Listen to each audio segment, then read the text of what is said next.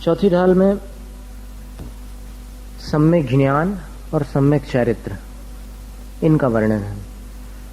तो पहले सम्यक ज्ञान का वर्णन करते हुए कहा कि सम्यक श्रद्धाधारी पुनि, सम्यक श्रद्धा को धारण करके पुनि यानी फिर सम्यक ज्ञान सेवहु, सम्यक ज्ञान की सेवा करो। कैसा है सम्यक ज्ञान?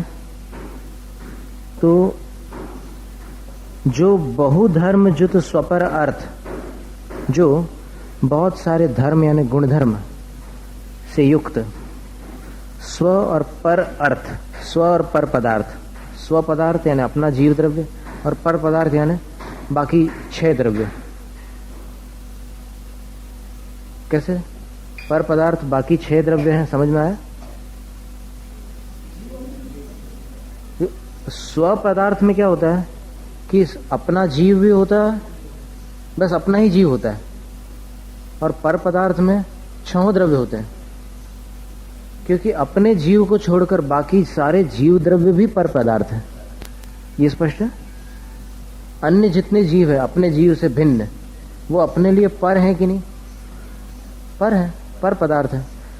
तो इस प्रकार स्व और पर पदार्थ जो कि बहुत धर्मों से युक्त, अनेक उनके गुण धर्म हैं, उनसे युक्त है, इनको प्रगटावन भान, सम्यक ज्ञान जो होता है इन पदार्थों को प्रकाशित करने के लिए, इनको प्रकट करने के लिए, इनकी जानकारी देने के लिए, भान यानी सूर्य है। सम्यक ज्ञान सूर्य जैसा प्रकाशमान है। तो सम्यक ज्ञान से स्व और पर पदार्थ अच्छी तरह स्पष्ट होते हैं। फिर इसके बाद क्या कहा कि यद्यपि सम्यक दर्शन और सम्यक ज्ञान अलग अलग नहीं होते। जिस समय सम्यक दर्शन होता है तो उस समय जो भी ज्ञान होगा जीव के पास,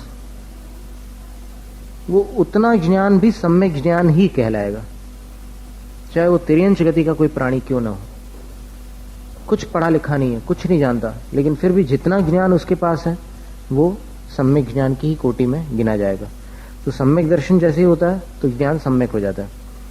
तो सम्यक साथे ज्ञान हुए।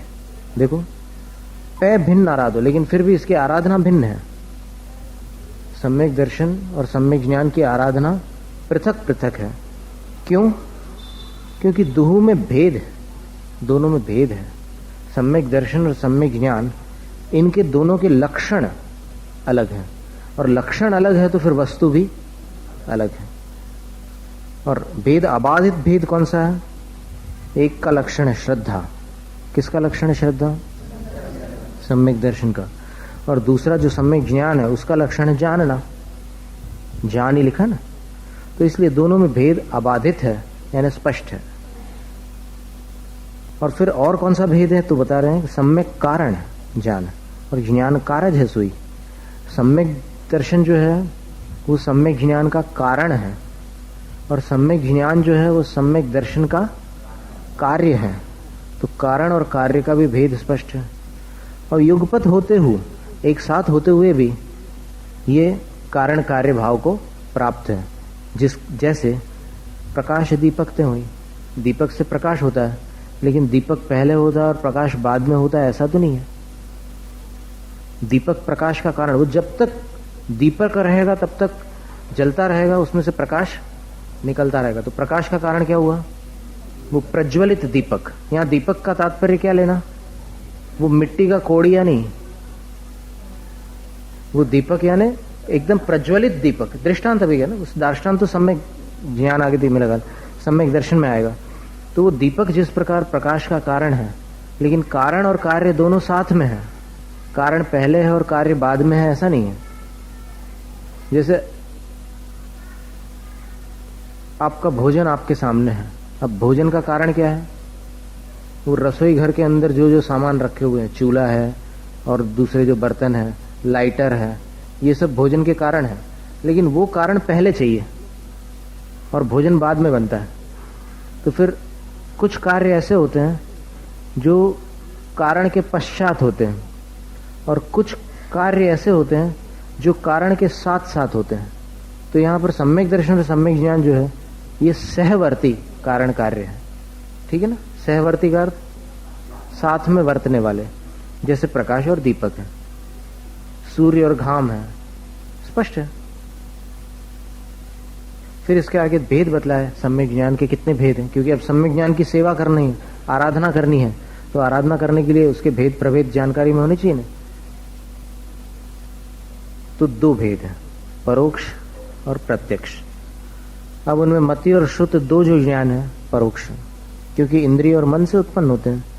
अवधि ज्ञान मन परे ज्ञान प्रत्यक्ष है, लेकिन देश प्रत्यक्ष, सकल प्रत्यक्ष नहीं है, क्योंकि ये द्रव्य और क्षेत्र का परिमाण लेकर के पदार्थ को जानते हैं। परिमाण का अर्थ एक सीमा, और फिर सकल द्रव्य के गुण अनंत पर्याय अनंता, जाने एक एक काल प्रगट केवली भगवंता। ये सकल प्रत्यक्ष ज्ञान जो है केवल ज्ञान है, क्योंकि सब द्रव्यों के सब गुण और सब पर्यायों को जो कि अनंत है, इन सब को एक समय में केवली भगवान जान लेते हैं।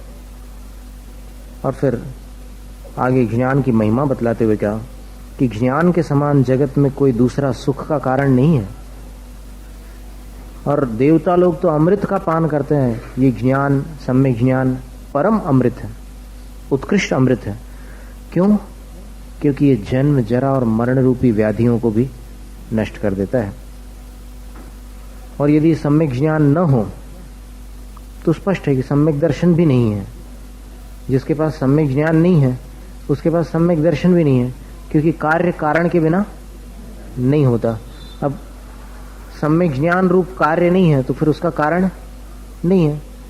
तो करोड़ों जन्म तक तप तपस्या करने पर, तप तपने पर, ज्ञान के बिना, सम्यक ज्ञान के बिना जो कर्म झड़ेंगे, उतने सारे कर्म जो ज्ञानी है, सम्यक ज्ञानी है, लेकिन कौन से सम्यक ज्ञानी? ये जो त्रिगुप्ती में स्थित, त्रिगुप्ती में स्थित कौन होते हैं? मुनिराज होते हैं, शुद्धोपयोगी मुनि। कल बहुत सारे नाम बतलाए थे इसके, एक प्रकार से नामावली जैसी हो गई थी वो। तो वहां पर फिर चारित्र भी आ जाता है, उसको वीतराग चारित्र भी कहते हैं। ये और लिख लो, आज उस सूची में एक शब्द और जोड़ लो, वीतराग चारित्र।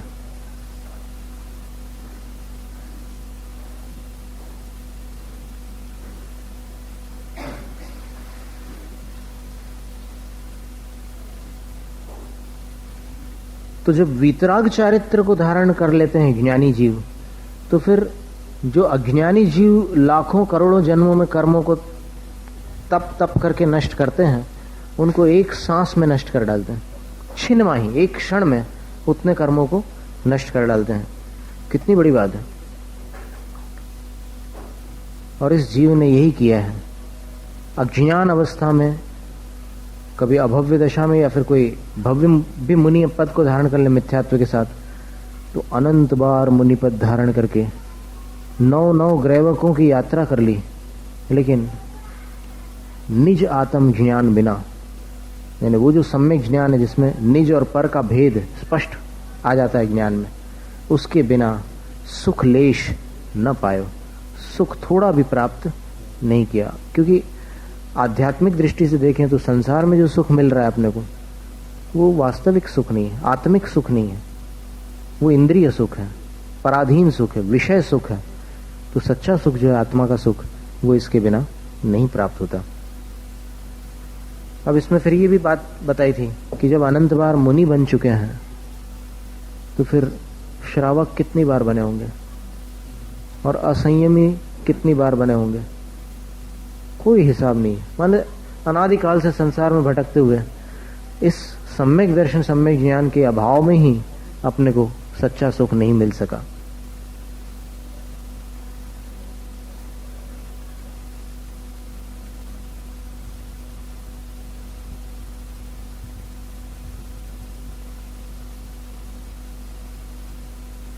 और त्रिगुप्ती का अर्थ भी कल स्पष्ट किया था। दुखीण सिद्धंती, कुछ चीजें ऐसी है जो बहुत कठिनाई से सिद्ध होती हैं। कौन सी चीजें वो? एक रसना इंद्रियों को जीतना बहुत मुश्किल से होता है। थोड़ी खुशबू आती है भजिए की तो फिर रसना इंद्रिय छटपटाने लग जाती है और इसी प्रकार मनोगुप्ती को धारण करना बहुत दुष्कर होता है, यानी मन को शून्य बना लेना बहुत बड़ी बात है, और एक ब्रह्मचर्य व्रत होता है।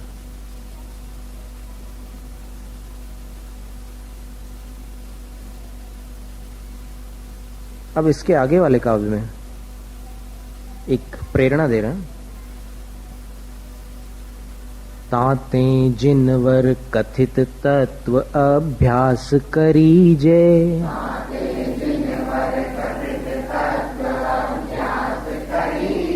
संशय विभ्रम मोह त्याग आपो लख लीजे।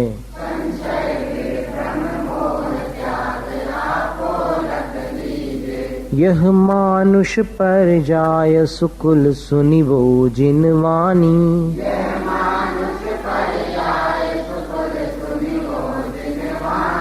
एह विध गए न मिले सुमणि ज्यों उदधि समानी।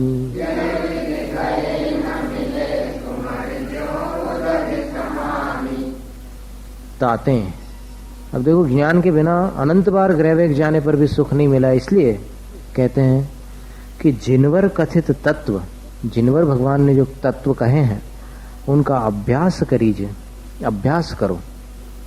एक तो क्या है कि गुरु के उपदेश से तत्वों का श्रवण करना अलग बात है, और फिर उस तत्व का अभ्यास एकांत में जाकर या फिर ध्यान मुद्रा में बैठकर या चिंतन मनन के समय उसका अभ्यास करना, या फिर प्रवृत्ति के समय भी तत्व का अभ्यास किया जा सकता है, वो एक अलग बात है।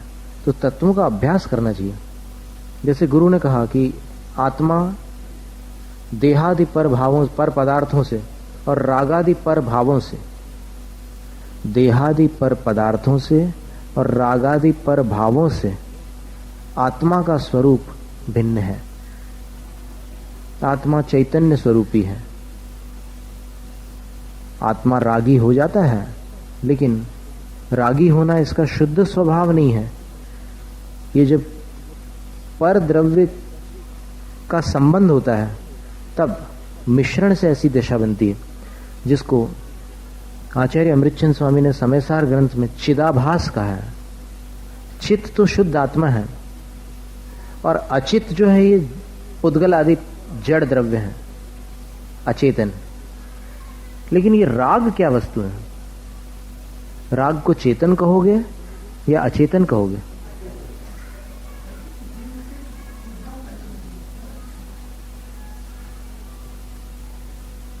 अचेतन इसलिए नहीं कह सकते क्योंकि पुद्गल में राग नहीं होता, आकाश में राग नहीं होता, क्योंकि अचेतन के पूरे भेद बता दिए 5 द्रव्य। अजीव के कितने भेद बताए? 5। तो उसमें 5 में कहीं राग नहीं आता। और जीव के जो भेद बताए हैं, बहिरात्मा, अंतरात्मा, परमात्मा, उसमें भी राग नहीं आता। तो राग क्या वस्तु है?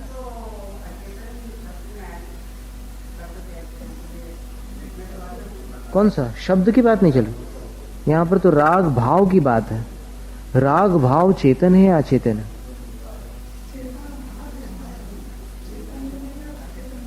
बस वही हम बता रहे हैं।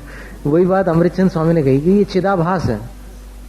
जैसे इसका दृष्टांत क्या दिया कि हल्दी है, और हल्दी चूने में डाल दो और मिक्स कर दो, तो अब जो कलर बनता है वो एकदम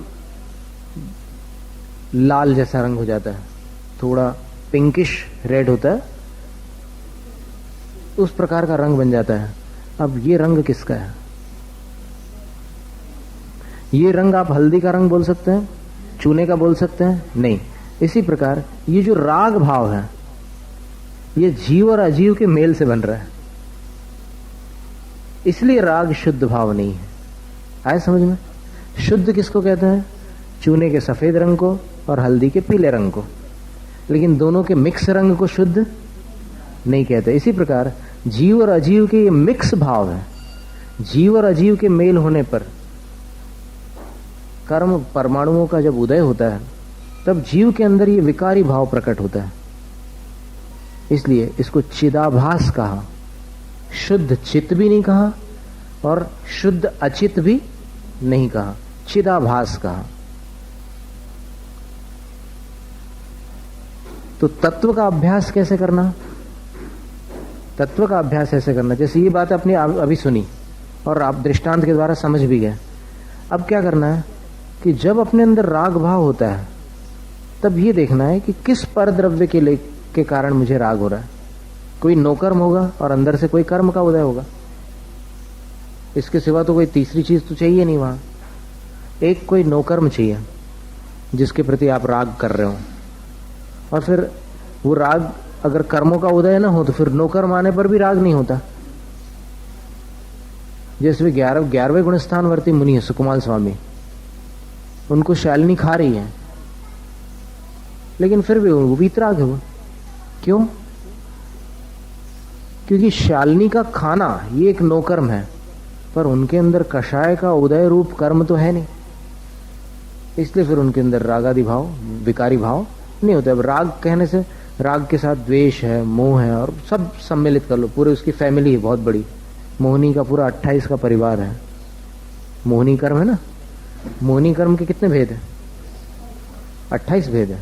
28 में से 3 दर्शन मोहिनी के जो श्रद्धा पर प्रभाव डालने वाले हैं, और बाकी पूरे चारित्र मोहिनी है 25, और 25 में 16 कषाय होती है, 9 कषाय होती है। तो कहते हैं कि तत्व का अभ्यास करो। जो चीज सुनी है गुरु के मुख से उसका अभ्यास करना आवश्यक है। अभ्यास करने के बाद जो निर्णय होता है वो आपकी संपत्ति बन जाता है। समझ में आ रही बात? यही बात आचार्य पूज्यपाद स्वामी ने इष्टोपदेश ग्रंथ में कही है। गुरुपदेशाद अभ्यासात संवित्ते स्वपरांतरम जानाति यस्य जानाति मोक्ष सौख्यम निरंतरम। जो गुरु के उपदेश से, अपने अभ्यास से, और फिर अभ्यास के बाद जो निर्णय निकला, संवित्ति, जिसको स्वसंवेदन कह सकते हैं, जिसको साक्षात सम्यक ज्ञान कह सकते हैं, वो जो प्राप्त हुआ, उसको जिसने प्राप्त कर लिया, जिसने उसके माध्यम से स्व और पर का भेद जान लिया, उसने मोक्ष सुख को पहचान लिया। समझ लो इतनी बड़ी उपलब्धि हो गई। उसने मोक्ष सुख को पहचान लिया। पहले तो सुना था और बाद में उसने अपने विवेक लगा करके उसमें उसका अभ्यास किया था। अभ्यास कैसा किया था कि गुरु के जो वचन थे मोक्ष के सुख से संबंध रखने वाले, उसका उसने अभ्यास किया था कि ये ऐसा है वैसा। तर्क, युक्ति, नए प्रमाण, निक्षेप आदि सब लगा करके जो भी अपन तत्व का निर्णय करने का प्रयास करते हैं, उसी का नाम है अभ्यास। एक तो उपदेश सुनना श्रवण कहलाता है, फिर श्रवण करने के बाद मनन चिंतन आदि के द्वारा जो अपन निर्णय निकालते हैं, ये बात ऐसी कही है, अब मुझे इसका प्रैक्टिकल करके देखना है, मुझे इसका अपने जीवन में प्रयोग करके देखना है। मेरे अंदर जो राग भाव है उसको आज इस उपदेश में चिदाभास कहा है। राग चेतन क्यों नहीं है? राग अचेतन क्यों नहीं है? तो फिर उसको आप अपने प्रैक्टिकली जीवन में देखो कि भोजन करते समय जैसे कोई अच्छी चीज आपने उठा ली, अच्छी का अर्थ आपकी परिभाषा में जो भी चीज अच्छी हो उसको आपने मुंह में डाला। अब मुंह में डालने के बाद क्या हुआ? इंद्रिय का क्या कार्य है? इंद्रिय का कार्य है मति ज्ञान उत्पन्न कराना। मति ज्ञान का निमित्त क्या बताया? तद इंद्रिया निंद्रिय निमित्तम। लेकिन ज्ञान विकारी नहीं होता। ज्ञान जो होता है उसमें विकार नहीं होता। विकार का किस में होता है? अपने भावों में। तो उस स्वादिष्ट वस्तु को खाते समय जो रस लेने की प्रवृत्ति बनी, क्योंकि स्वाद को जानना मात्र चेहरे में कोई भाव नहीं ला सकता। जैसे आपने स्वाद को जाना तो उससे आपका चेहरा खिल नहीं सकता जानने मात्र से, लेकिन जो चेहरा खिला है आपका और कोई बीच में बात करना चाहता है तो उसको आप कभी कभी रोक भी देते हैं। 2 मिनट रोकने का मतलब क्या है कि अभी जो आनंद आ रहा है उसमें विघ्न मत डालो। ये जो रस आ रहा है, ये रस काहे से आ रहा है?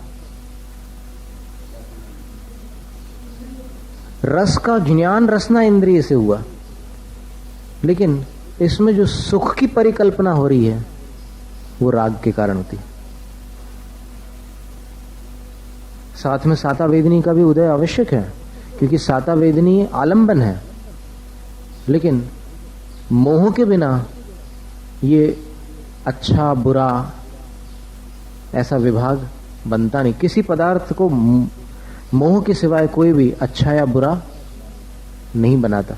मोह के कारण अरे ये बढ़िया चीज है और ये ठीक नहीं, इसको अभी आज रहने दो, जब ये ना हो तो फिर वो देखेंगे। जैसे पूड़ी ना हो तो फिर रोटी खा लेंगे, क्या बात है, हमारा रोटी से विरोध थोड़ी है, दुश्मनी थोड़ी है। लेकिन अभी जब पूड़ी है तो फिर रोटी देख लो और किसी को दे दो, ये होता है ना। तो ये क्यों होता है? बस इसी को कह रहे हैं चिदाभास। राग जानता नहीं है, राग सिर्फ ये अच्छा है ये अच्छा है इसकी रट लगाता है। जानता कौन है? ज्ञान। इसलिए ज्ञान मेरा स्वरूप है, ज्ञान चित्त है। और राग जानता नहीं। देखो, ज्ञान का सहारा लेता है राग। ज्ञान ने जिसको जाना उसको ही राग ने बोला है कि ये अच्छा है, मुझे पसंद आ गया, बहुत बढ़िया रहा। ये जो पसंदगी वाली बात आई, ये राग द्वेष का फैसला है। द्वेष कहेगा कि ये नापसंद है, राग कहेगा पसंद है। वस्तु अपने आप में अच्छी या बुरी नहीं है। वस्तु अगर अपने आप में अच्छी या बुरी होती, मान लो किसी वस्तु को आज आप बुरा समझ रहे हैं तो उस पर आप लिख दीजिए बुरा। जैसे उदाहरण के लिए आज आप हीटर को बुरा समझ रहे हैं गर्मी के मौसम में, समझ रहे हैं? थोड़ी कल्पना करने से आपके मन में वो बात स्पष्ट हो जाएगी।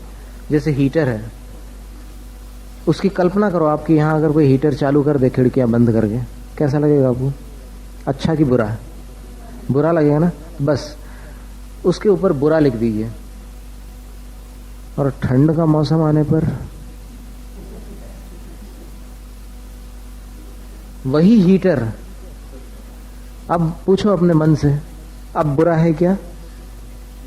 तो क्या जवाब मिलता है? नहीं। तो इसका मतलब यह हुआ कि वो वस्तु अपने आप में बुरी नहीं थी, लेकिन किसी समय अच्छी लगती थी, किसी समय बुरी लगने लग जाती थी। इसका कारण क्या है? बस अपने अंदर का राग द्वेष भाव। राग द्वेष के कारण, राग के कारण वस्तु अच्छी लगती है, द्वेष के कारण वस्तु बुरी लगती है। जब तक कोई मित्रता निभाता है तब तक अच्छा लगता है, और किसी दिन अगर वो आपकी बुराई कर दे किसी से, कि बहुत समय तक हमारी दोस्ती रही लेकिन अब जम नहीं रहा, अब इतना भर बोल दे वो, तो क्या हालत होती है। बस ये पूरा राग द्वेष का ही पूरा संसार है। और मोह क्या वस्तु है?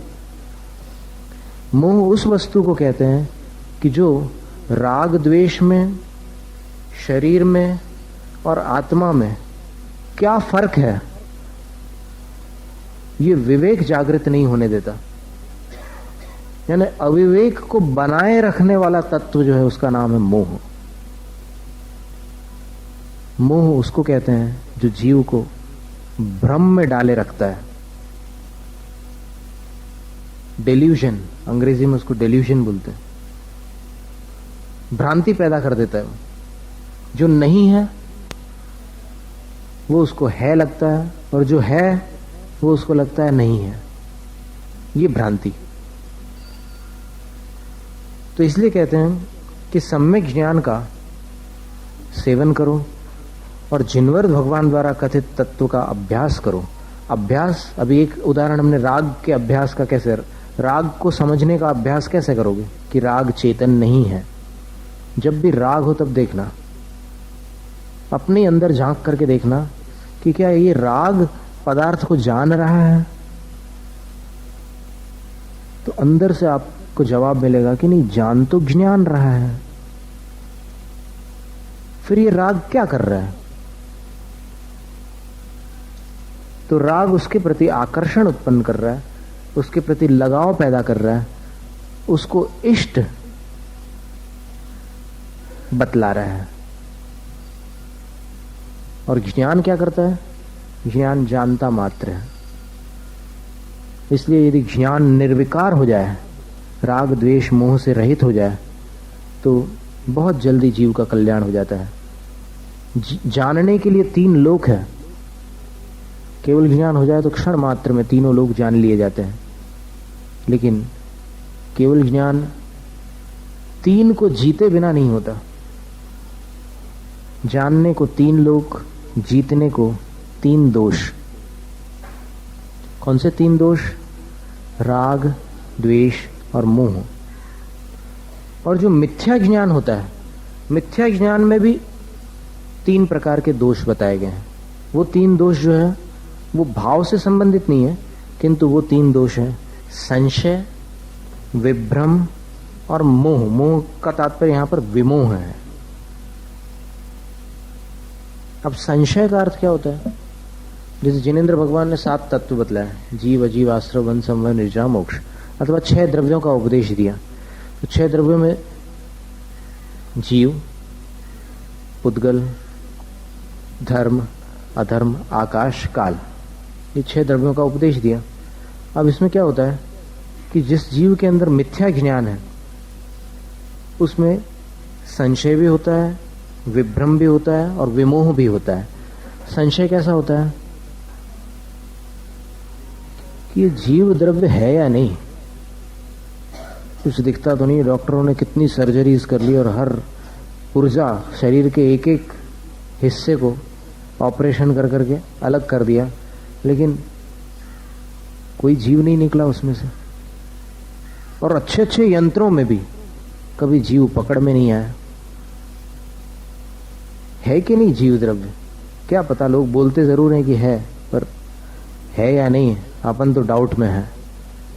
यानी 2 कोटियों को स्पर्श करने वाला ज्ञान है या नहीं, अथवा ऐसा है या वैसा है, ये जो ज्ञान होता है 2 कोटियों को छूने वाला है, 2 किनारों को स्पर्श करने वाला, उसका नाम है संशय। ये संशय सम्यक ज्ञान में नहीं होता। 6 द्रव्य बताया, तो अब कई अन्य मती लोग बोलते हैं कि धर्म द्रव्य और अधर्म द्रव्य तो हमारी समझ में नहीं आते। बाकी ठीक है, आकाश द्रव्य तो हम मानते हैं कि आकाश है, नीला आसमान, वो अपने हिसाब से समझते हैं जो सामान्य व्यक्ति से बात करो तो। और फिर जीव भी समझ में आता है, पुद्गल द्रव्य भी समझ में आता है, स्पर्श रस गंध वर्ण बनता पुद्गलाह। और ये भी समझ में आता है, हिंदू संस्कृति में, भारतीय संस्कृति में तो जितने दर्शन हैं उनमें अधिकांश दर्शनों की यही मान्यता है कि जीव और शरीर अलग है। चाहे गीता हो या उपनिषद हो, अधिकांश ग्रंथों में यही बात मिलेगी कि जीव और शरीर अलग है। लेकिन अब धर्म अधर्म द्रव्य की जहां चर्चा आती है तो फिर वो इस बात को स्वीकार नहीं करते। धर्म अधर्म द्रव्य का वर्णन मात्र जैन दर्शन में है। और रही काल द्रव्य की बात, तो काल द्रव्य में भी एक बड़ी विचित्र सच्चाई है कि वो दिगंबर आमनाय में तो काल को द्रव्य माना है, श्वेतांबर आमनाय में काल को पर्याय माना है, द्रव्य नहीं माना है। पर दिगंबर आचार्य कहते हैं कि द्रव्य बिना पर्याय कहां से आई? आप पर्याय मान रहे हो काल द्रव्य को, लेकिन वो किसकी पर्याय है? पर्याय क्या शून्य में से निकलती है? कोई तो आधार होना चाहिए ना पर्याय का। वो आधार कौन है? गुण पर्यायवद द्रव्यम। तो इसलिए दिगंबर मान्यता में काल द्रव्य को द्रव्य माना गया है। श्वेतांबर मान्यता में उन्होंने तत्वार्थ सूत्र के सूत्र में यहां पर भी रखा हुआ है, सभाष्य तत्वार्थाधिगम सूत्र, उसमें उन्होंने ये लिख करके रखा कालश्चेत्ते के। अपने यहां क्या सूत्र है 5वें अध्याय में? कालश्च, याद है किसी को? कालश्च ये सूत्र है। और उनके इसमें तत्वार्थ आदिगम भाष्य में कालश्चेत्येके, माने इसका अर्थ ये हुआ कि एक वर्ग है आचार्यों का जो इसको काल को भी द्रव्य मानता है, बाकी ये सर्वसम्मत नहीं है। काल द्रव्य सबको मान्य नहीं है, ऐसा श्वेतांबर मत है। तो अब 6 द्रव्य को जैसा जिनेन्द्र भगवान ने बताया है उसमें संशय रहित होकर के उसको अपने ज्ञान में समाविष्ट करना। फिर विभ्रम का अर्थ क्या होता है? विपरीत निर्णय करना। जैसे जीव को अजीव समझ लेना अथवा अजीव को जीव समझ लेना। नहीं, शरीर मर जाएगा तब भले अजीब हो, लेकिन अभी मैं जिंदा हूं तब तक तो शरीर जीव है।